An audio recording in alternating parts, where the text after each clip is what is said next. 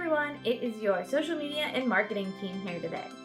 Hi everyone, I'm Michelle Masters, the Creative Director of Marketing and Graphics at Simply Noelle. And this is Mona. She's sleepy. And I'm Chelsea Rominski, and I do photography and social media for Simply Noelle. Today we wanted to talk to you a little about Facebook shops. Is this something that could be right for your business, and how we can help? How easy or difficult is it to get started? Well, Facebook shops are a totally free tool that you can use to sell online. You don't need a separate website or a separate e-commerce page to get started. The shop will connect right to your Facebook page. You can add a listing, upload images, add pricing, and take payment all through Facebook. There are a few steps to getting started, but we've linked an article that'll give you step-by-step screenshots for how to create it. And there's a video you can watch as well. So the big question is, why should you do this? Maybe you've thought about it in the past, maybe you thought it wasn't right for you, but you could always turn on the function now and turn it off down the line when things get a little more back to normal.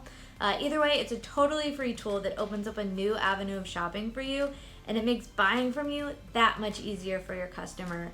Online shoppers nowadays want everything to be as easy as possible. They want that one-click satisfaction, so the easier it is to shop, the more likely it'll be to get that sale. So now you know the why, and now Michelle will talk a little more about resources and ways that we can help you get started. People are using social media now more than ever, so it is a great time to set up a Facebook shop. It's super easy. We recommend either taking your own model photos or using ours to improve the quality of your Facebook store.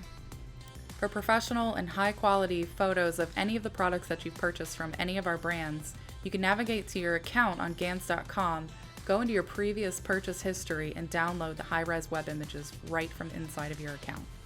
And don't forget to hashtag or @ any of the brands that are in your posts so that we can reshare it for you and help increase the number of viewers that you're getting online.